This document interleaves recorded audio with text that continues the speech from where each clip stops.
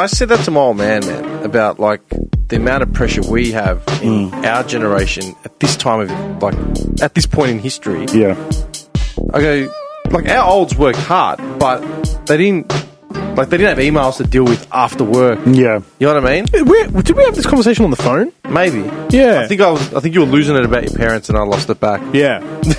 Yeah. The pressures of Like I don't switch off. Yeah. And I'm working from like 8 to midnight. Yeah. Minimum. Like, and you're constantly getting emails. Like right now I've got at least 5 emails I need to respond to. You know what I mean? It's just, it's different. It's a different world. Yeah. Yeah. And that's the thing. Like you got to find shit like this, you know what I mean, or whatever. Stress doesn't go away. It doesn't, like, you're right. Like you said, they went to work, they stressed, and then they came home and that was it. Yeah, they did. Look, now it's like it just doesn't stop. No. It never stops. Nah. And you know what the other thing is? You look at your bank account and your emails and you got a constant running tally of like what you owe. Like you get a reminder for a bill. Oh, yeah. You know what I mean? Yeah. Notifications keep coming up. And it's like, when do you get to switch off? You don't. Turn on TV, there's news about some negative crap and you're like, ooh. Yeah. Not that I care, but I still care. Yeah. You still end up caring. That's what I'm saying. Like, it's commendable that you found time to actually do this, man. Like, it's crazy. Like, to be honest, I'm actually finding now that I'm getting older, I'm finding not as much enjoyment in the games anymore, in the video games. I'm finding, like, I'll sit down, I'll look at the computer, I'm like, all right, what am I going to play tonight? Just zone out, yeah. I'm like, I don't want to play anything. It's just Football Manager, just because it's something that I can multitask while I'm watching something else. Yeah. Other than that, I'm like, I don't really want to start a new game or something. That could say something about the quality of games at the moment, though. Because I feel the same way, and I love games.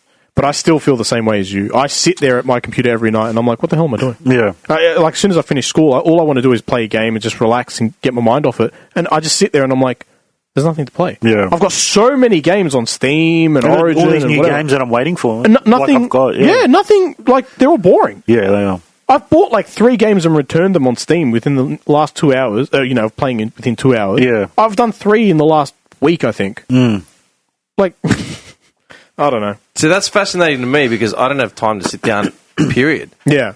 And it's like, well, how do I get back to that? Do you think? But I also then think. Yeah, sorry, go. No, I don't know. That's an open-ended question. How do I get back to that? Look, my work doesn't require me to answer stuff after work. Like, I go to my job, I go home, and that's it. And then I can concentrate on whatever I want at the end of the night. It doesn't, At the same time, though, without knowing your income, you're probably on a better income than both of us. So, in order for you to get back to that, like, you hustle the most out of anyone I know. Even if you don't earn more than some people who don't hustle as hard as you, you still hustle harder than most people I know. So for you to work your ass off and earn what you do and still get by is like crazy to me. What do you mean? Because I always see you, for the amount of work that you do in your life, just in general, I always think that you'd be on like hundreds of thousands of dollars. If I was hundreds of thousands, you think we're talking to you clowns? I'll be on an island somewhere. We keep you based in reality, Dim. We keep you grounded. Sayonara slobs, you know what I mean? There'd be a big black guy at the front with a checklist. Like, yeah, man, you're not on the list, man. My 8 ball. Sorry, bro. Say yo not. What? It's just private party, man. I don't know. It could be maybe. I don't know. It could be a matter of just changing up your lifestyle a bit. Maybe cut things out. What am I going to cut out? I mean, I just think about him working, anything he's got on the side, anything he's got going, and I still don't know how you would find time for anything. Yep. Let alone, it's pretty weird. So, no shit. I would love to be able to do that. That's man. I've got a model car. I've got a Countach. Malaka bought me like 4 years ago. It's a vintage Countach model from like the 80s. And he was like, dude, we have to build this, like blaring glam metal one day. And I said to him, man, we're going to do it. I think he was moving house at the time. I said, when you move into your next joint. No, he was renovating his garage, turning it into like a man cave. I said, when you get that man cave up and running, I'll come down with the model and we'll just smash beers and like listen to old metal and, we'll make a couple of weekends of it. He's like, done. Still haven't done it. Yeah. I still speak to him. I spoke to him like yesterday. Yeah. I heard from him today. But like that's Happy anniversary, by the way. For what? He had his anniversary the other day. Oh, yeah, he did. He messaged me. He showed me a photo of the bridal party photo. Mazel tov. It's such a joke. Dude, it was his wedding was it was just a mess. It was one of the funnest weddings I've ever been to in my entire life. Yeah. Yeah. And it was just one of those weddings where you knew everyone there. You know what I mean? No dead weight, no random relos that you've seen once in a year. And I'm not related to him, but I knew 70% of the people there. Yeah. It's brilliant. But that's what I mean, man. Like, I feel like maybe it's over-investment, but what's over-investment? What could I sacrifice? How do you label that? Like, you know what I mean? If you're trying to get to one point, and it's like, okay, well, this is what I have to do. Yeah. Take a line from him. No one, why do you have to do anything? Society tells you to do it. I haven't said that for a long time. But I mean, you actually haven't. I could say a whole bunch of stuff, but at the end of the day, it probably wouldn't. It'd be entirely up to you. Yeah. Yes. You could say, like, I mean, I don't know. Actually, I'll tell you what. It's getting late. Like, it's freaking 10 past. It's 10 o'clock. I'll be honest, everything that I've got coming into fruition now is sort of like finally seeds of what I've planted 4 years ago. Like, this podcast today, aside from my internet dropping out, right, this has been the most comfortable podcast I've ever done. Hands down. Yeah. I mean, I'm talking miles, not even... What do you mean? Like, in what context? In context of everything works. Yeah. We've got no computer issues. We've got no microphone issues. Oh, yeah. No seating issues. That we know of for now. Well, we'll see when I go home and start swearing and, like, breaking everything. I quite like the chair. Dude, my mum bought me that chair. Oh, yeah? She bought that when I moved to Noble Park, I think. Yeah. She'd come over and she goes, what's this rat shit, like, desk chair? Yeah. Like, I'll find you one. I'm like, nah. Like, what are you going to find me? And I think she found it in, like, an op shop. It was, like, brand new. She's like, I found it for, like, $30. I'm like, sweet. And I had it in my house, but there was just not enough room to have two big desk chairs in my office. Yeah. So I'm like, well, should I do it? I don't want to throw it. It's still good. Yeah, bring it to the studio. And I thought, who's going to have the big chair? And I had it here. I'm like, nah, it's too bulky for the back. John will get it. It's good. I like it. It's perfect. Yeah. Yeah. See? Tell her thank you. Say thank you to her. Ma, John's enjoying the chair. What chair? Yeah. No, but honestly, dude, the podcast started in 2016. Yeah? And it's gone from 1 to 3. It went to 2 different locations. Then it was in hiatus. Then it went to the 3rd location for a year and a bit. And it didn't go anywhere because of just everything that changed. Yeah. All the fake COVID stuff. Yeah. Then it was there. And then, I hustled my ass off to get it here. This is easily I mean, you guys saw the old places all in Moorabbin. Yeah. This is twice the size. We're there's no noise. You know what I mean? We're not like condensed down. Exactly. We're not width-wise. Sitting on each other, yeah. There's almost. an aircon. I've got I've put up all the crap. Like, it's all running as it should.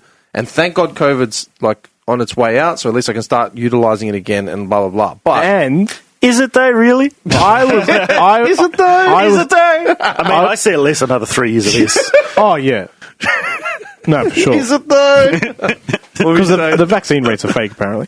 And I've been on my best behaviour thanks to one of your previous solo podcasts. What was that? I can't remember, but You can't remember. It's thanks to one, but I can't remember. you were saying how you don't swear that much. Sting's another hero of mine. The music that he makes, I don't really listen to it, but the fact that he's making it, I respect that. I tried not to swear today. That's what you... What do you mean? I'm proud of myself. You're proud of yourself because you try not to swear. Yeah, I did it for you. For me? Yeah. What did I do? I'm trying not to swear on the podcast. I said, someone quoted me the other day and said, there's something you said, like la la la. I said, I'm the last person anyone should be listening to about anything, which is stupid because I've got like 150,000 hours of recorded audio. No, I'm just saying. I don't think so. I think you've got quality advice for people, especially like young people who would be starting a business or looking for work. Yeah. No chance. I would. Nothing I do is healthy. My approach to stuff is not healthy whatsoever. You can make things better for them. You want a healthy approach? Talk to him. At least he's measured and calculated and knows his limits, so he doesn't burn out. I give him shit, but if he wants to be motivated, like these figurines, yeah? like these figurines. Sorry, miniatures. Thank you. I wasn't going to say. I was just going to let you. No. Yeah. With these miniatures, he actually researched it, went out, bought all the crap, taught himself how to do it, and these look shit hot. I wouldn't be able to do it. Yeah. How long did it take you to turn around this? A couple months at least. Yeah, but you did the 4 research. months now. Yeah. He's one of those sickos that literally, if he gets fixated on something, he will do the homework behind it. Yeah. I don't. I go in with a chainsaw and just start tearing stuff apart. There's a thing for it. Autistic. Yeah. He's not autistic. There is. I mean... No, but you have a method to, like, you have that drive to, if you're interested in it and it's important to you for whatever reason, you will research it. Yeah, of course. I mean, read into it. Yeah, I mean, like, the thing is as well is, like, something like this, a lot of people get into it when they're kids, teenagers, and then they get better as they get older. I've come into it at a much older age, so I'm not going to be doing paint jobs that are like 12-year-olds where it's just blobbed on and it just looks like, you know, a pushing kids out. kindergarten with, you know, like a brush. What are you doing, sir? Who are you calling, sir? I mean, I don't know. Yeah, but you're the same as well. What? Like, you had a business idea last year. Yeah. And when I asked you a few top and tail questions, you already had the background for it. Yeah, ready to go. Where's that now? It's flop. Yeah, but you're doing something else. Yeah, true. It hasn't flopped. You just never pushed it to get off the ground. Actually, What? came past the picture of it, literally the logo. yesterday. Yeah. Did we tell him? Did he know? I don't think anyone knew about it. I think we just talked about it ourselves. I don't think we ever spoke about it out loud. Out loud. It was just... Were you going to hire out your ass? Been there, done that. Actually, it would have been a good name for that business too. Yeah. You want to tell him what it is? Yeah, go. You tell him. No, it was your... No, but you helped, so you go. No, but you... But it's your podcast. Let's go. So what? You're sitting there. Where are my keto questions? Oh yeah, the keto questions. We'll come back to that. It ties in. I've had for a long time. For a long time, I've had a dream of. Look at his face. You're such a prick. What? I'm just listening. For a long time, I've had a dream of like owning a food truck. Oh yeah. I don't think I ever spoke. I think you might have mentioned it, but just in talking, not that you were going to do it. Yeah, just generally. Yeah. I had researched everything about food trucks, how they run, the expenses, what you need, blah blah, and I had everything written down in a book because that's what I like to do. Mm-hmm. And it took me months and months and months of research and trying to figure out how I can get the funds ready because obviously I'm not working, I was studying. Yeah, and so my missus was like, she was working and we were saving money that way. But it wasn't enough for getting started. Yeah. And then I spoken to him about it, and he, like, on the night that I spoke to him about it, he's basically just started drawing up the logo and the design, and he's like, hey, man, have a look at this, like, 10 minutes later. He's like, give me an hour or something. And 10 minutes later, he sends it to me. He's like, what do you reckon? I'm like, that's amazing. Like, that's exactly what I wanted. But, just some money issues, really. Couldn't push it through, and then... Yeah. Some conflicting family stuff, and as standard, conflicting as dream crushing vlogs. Yeah. Dream crushing. You're not. We're family. We're here to help. We're here to make sure. So don't do it. Listen to your family. Yeah. I mean, man, at the end of the day, if you want to do it, like if you've done your research into it and you feel comfortable, I mean, any enterprise is a risk. Yeah. Solo enterprise. I mean, it is. Anything going into business with yourself is a risk. Yeah. I mean, when I was concreting, I had quite a few offers from a few dudes to go into business with them, start our own company. I turned them down every time because as a labourer, I saw everything that all my guys that I work for had to go through. I just didn't want that headache, especially with trade work. If something goes wrong, it goes to court. 100%. Yeah.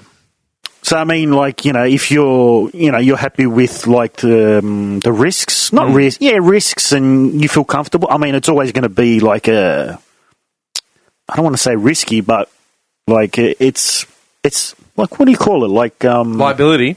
No, not a liability. Like it's precarious. Yeah, you could say that because especially every synonym out of the diary. Like it's a little bit like. Because I mean, it's food industry. Yeah. So a lot of places don't make it, but being as a food truck, it probably if you The chances should be higher. Yeah. From what I saw anyway. Look, you could target specific places. Would a permit be involved there in order to need one. Yeah. I checked all the permits and Yeah. but that was my point. I started asking him rudimentary questions about it, like blah blah blah blah blah. He's like, "Yeah, I've got it." Like, what do you mean? Yeah, here. And it was like a folder with information that he'd done the research.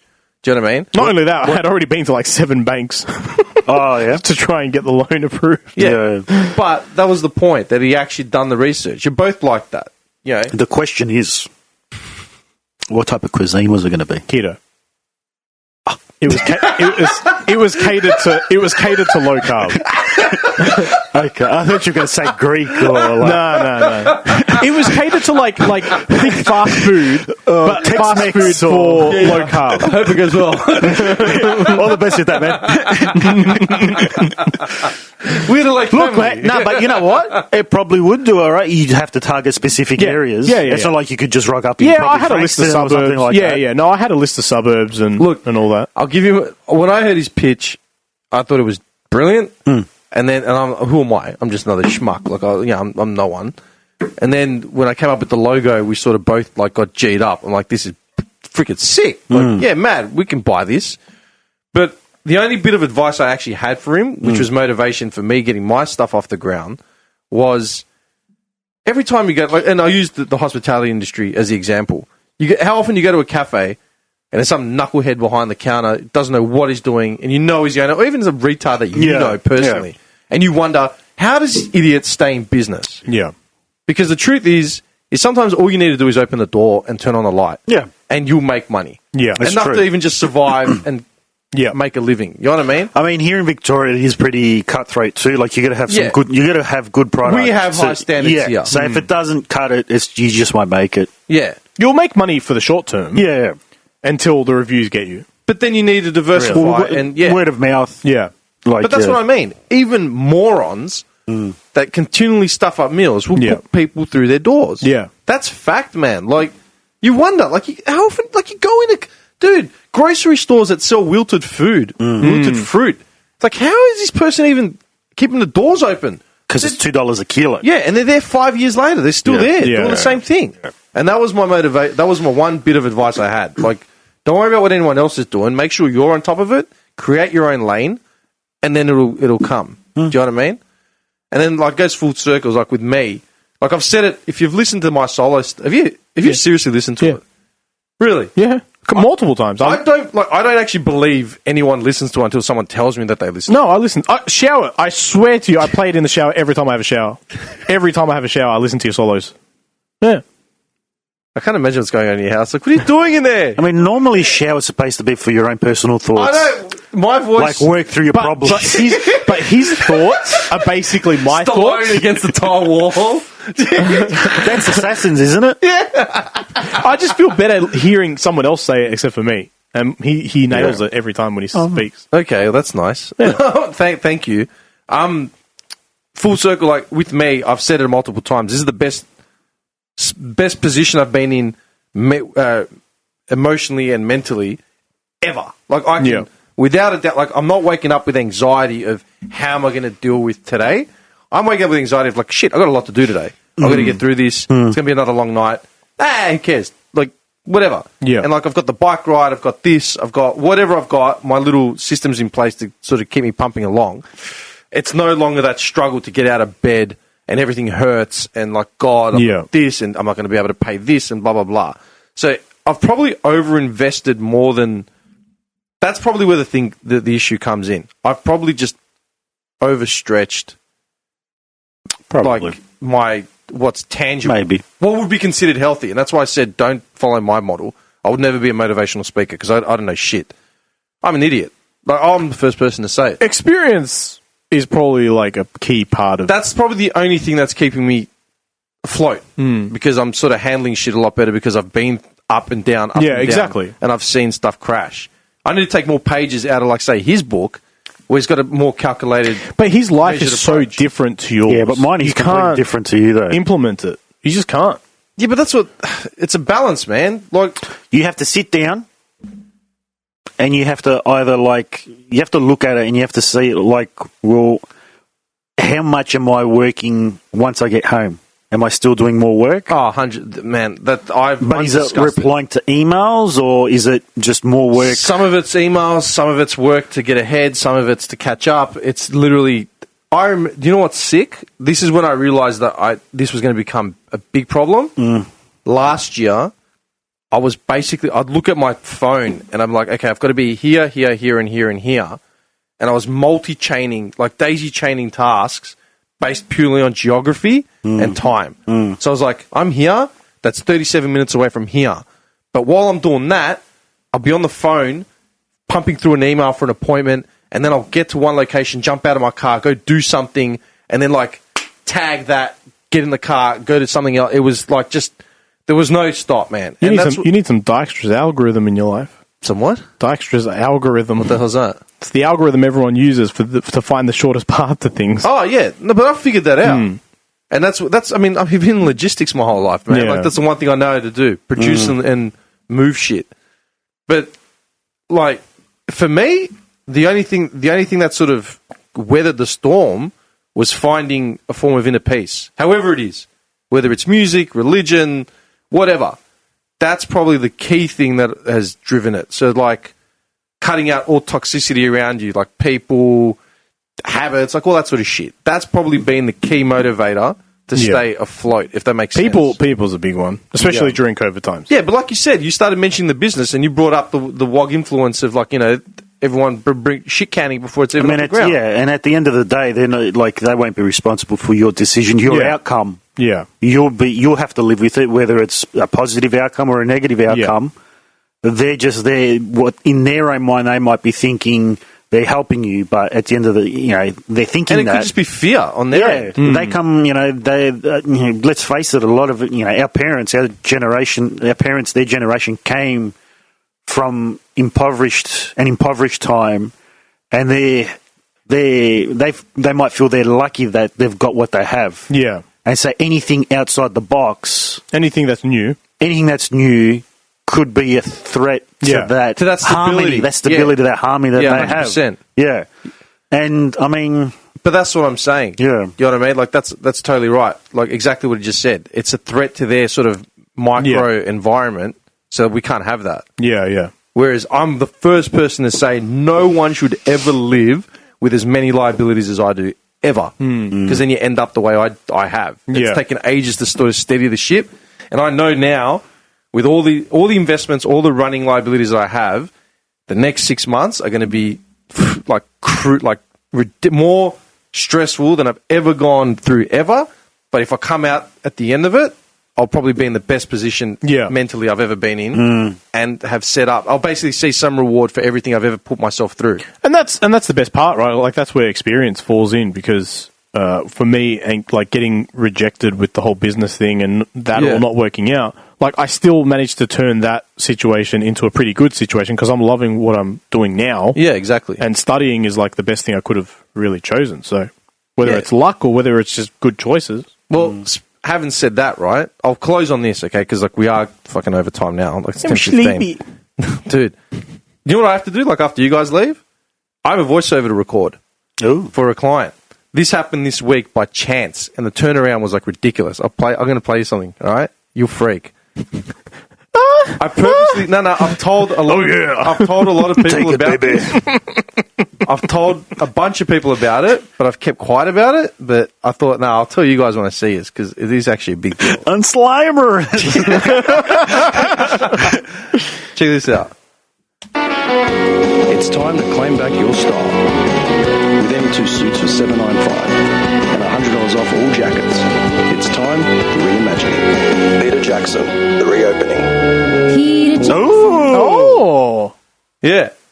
Peter Jackson. They changed the sound, the music. That was my voiceover, yeah? Yeah. I couldn't tell. I was thinking it was kind of, but it wasn't. Yeah, it was a voiceover. Yeah. I got a message from a guy I used to work with earlier in the week, on Tuesday it was Tuesday. Just a message from him saying, hey, saw this come through, probably on his facey, thought you might be interested. And it had a message that said, does anyone know anyone that can do a David Attenborough impression. I need it for a voiceover. So I called the dude up. I said, hey, mate, I'm a mate of such and such. What's the gig? And he goes, I need someone to do an Attenborough impression for a radio ad. Can you do it? I said, I've never really tried, but I could give it a crack. He goes, okay. So he sent me the script, and it was like Attenborough impression and then like 2 regular Peter Jackson sort of spots.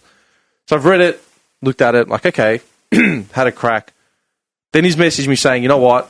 They've got some friend of the family. This was the marketing director of Peter Jackson. Friend of the family who's like, I won't say his name, but he's like a legend in like broadcasting. He's like from 3AW and like Sydney, Melbourne. Like he's older, he's advanced, like 80 something. He's going to step in and do the Attenborough. They figured that they'd probably get a better sound out of an old man to imitate an old man. Can we get a snippet of Hang on. The white whale. Dude, I'm like, okay. And so I was like reading the script. He goes, but if you want, like I did promise you this spot, come in and do the other copy on the thing. I'm like, okay, cool. So I went into 3AW studios at Channel 9 in Docklands. This was like literally on my smoko break, on my lunch break on Wednesday. So like Tuesday night, I've gotten the script at like 11 o'clock. I'm like, okay. Then next morning, I've gone down to Channel 9, gone in, met everyone, and then I've just sat outside the studio just reading my lines, and old mate is doing the Attenborough. After about 20 minutes, like, he's, hey, man, you want to come in for a sec? I'm like, yeah. He goes, do you want to have a crack at Attenborough? I'm like, you serious? He's like, yeah. I'm like, all right. I hadn't really practiced it, but I started doing, like, just what I thought Attenborough would sound like. And it was literally like a piss take. The whole copy was like a look at Australian men as if they were like a creature in the wild in isolation that's come back out. So it was like, oh, no, here, the hapless Australian male, like ready to come back out into the wilderness. Like I was doing that sort of shit. And they started cracking up. Yeah, you sound too young. Yeah. That's just me off of It sounds okay, but you sound young. I know. Yeah.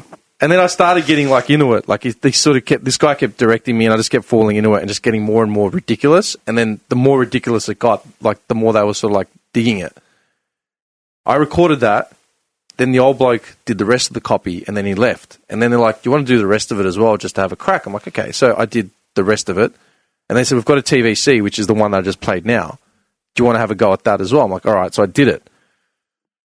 They did everything. I heard from him last night. So what day is it today? Tuesday. So I heard from him, Monday. Tuesday, by Friday, they sort of finalised it. And then yesterday, the guy let me know and said, hey, we're not going to go with the Attenborough thing, not because we didn't like it, but we think it's not on brand with what we're trying to achieve. And I said, I'm pretty surprised Peter Jackson was going to go down that quirky sort of thing. Yeah. Like, you think Peter Jackson's like sharp, Yeah. And he goes, but we're definitely using you for the TVC, which is that's going to be filmed, that's going to be aired in Melbourne and Sydney. And then he sent me another script tonight, and he said, hey, can you do the rest of the radio spot in that sort of tone? I've got the script now, I've got to read it. And I said, yeah, well, I'm going to do a podcast tonight. Once that wraps, I'll do you a couple of takes of the rest of this shit. And he goes, all right, sweet. That's what I'm doing tonight. Bloody hell. That was Is there anything he can't do? Name one thing. Vagina model. Commit to a man. Commit. No. He can identify as one. Yeah, that's it. So, like, it's funny how that's coming forward. Like, I finally, cracked that niche just as a pure voiceover artist, not as a producer. I've been wondering when that was going to happen. I haven't pushed for it. True. But then again, it's like you said, the family thing, or like, who's actually going to promote you? Yeah. I've got so many friends in media, but no one's ever going to promote my shit. Yeah. Who got me the gig immediately? Random guy that I worked with for like a year and a half. Yeah. You know what I mean?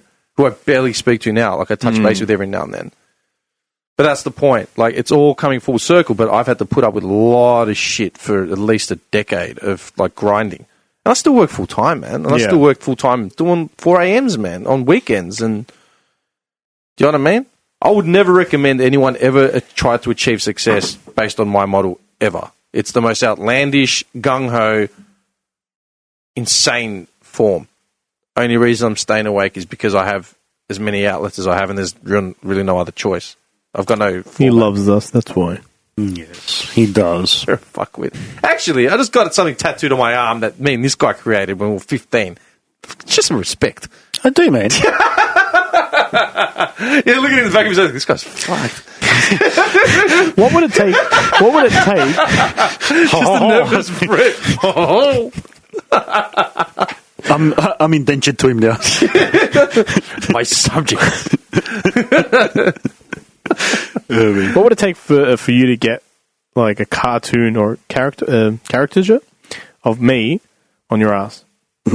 Like a caricature of you. What would it take? Tattooed on his ass. Yeah. Why is it always me that has to do these stupid tats? Well, you're the only one that's got tats here. No, but like even with like everyone else, even my laka was like, you should get some sauce put on you. I'm like, yeah, all right, and I did, like a moron. Oh, Seriously, okay. it's So always- and you hang know on. what, dude. So many dickheads would be like, we'll see something stupid, like, maybe you should get that as a tat. Like, what do I have to do it? Like, why can't you do it? Because you're the one that does it, apparently. You just sounded like Bill Burr when you said that. Everything that you sounded and you looked like him. You should do that. You should do that. He doesn't see anyone if he serious. I'm serious. I'm not joking. I mean, I don't go around asking everyone. I'm asking you. Why do I have to do that? Oh, I'd like to see myself on your butt cheek. Why there? In what situation would you find yourself looking at his I butt know, cheek? bad. Like now, it's getting creepy. When he gets off his bike and maybe his pants fall a little bit. When he gets on his bike and his pants fall He's a little tailing bit. me in traffic one day with people in his car. You see that guy on the bike? Beeping you, just beeping from behind. Yeah, I lean forward, you can see my crack. You're like, you see that hat? That's me. No, money. You're a retard too. That's not Well, we'll see. well. Okay, let's just wrap this up. How long do you reckon we've been running? This is actually pretty 3.5. 3 hours and 45 minutes. 3 hours and 33 minutes. 3 hours and 33 minutes. Wow.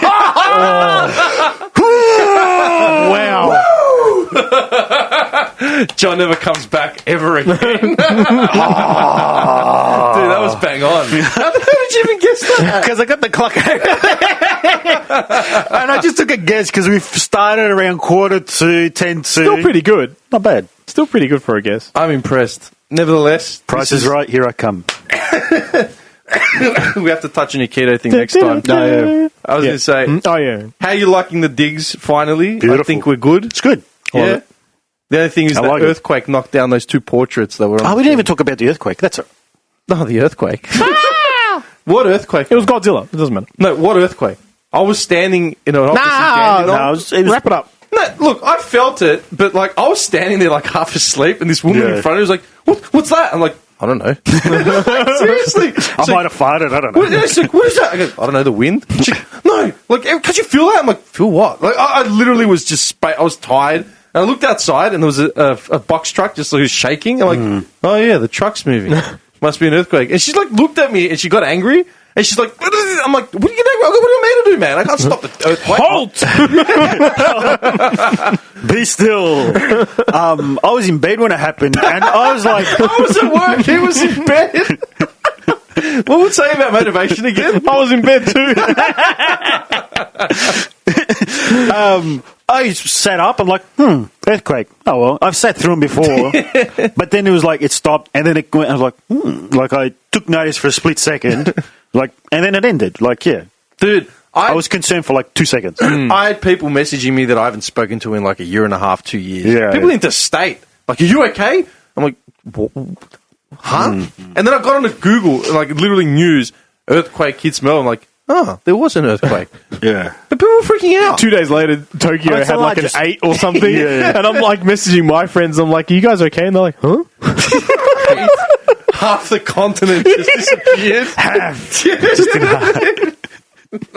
No, seriously. Yeah. I This is the largest one we've had, I think, ever. think it was up there, yeah. Yeah. But dude, come on, man. Look, my people have literally survived earthquakes for the last, 1,000 years of, Oh, the mole people. no, you idiot. Go to Greece, they have an earthquake, the deadly earthquake. Even in Italy, man. Yeah. Italy, Greece, Turkey, Albania. Every year, it's 800 dead in mass, dirt slide or something. Yeah. That'd be the worst way to die, I reckon. Just like an earthquake and then the opening up, the road opening up, and you just fall straight down. You just keep falling, right? When do you stop? No, what are you talking about? You watch too many cartoons. Yeah, I was about to say. Sylvester Stallone, the cat, just straight down the bottom. I was talking more about like Roadrunner and Coyote. Great Dane sat on the cat and sent him straight to China. It's got the music, the loop music as well, as soon as he gets the on the side. You're picturing too many Mortal Kombat movies, man. I'm trolling. Yeah. I'm tired. All right, cool. Let's wrap it. Done. Hold up.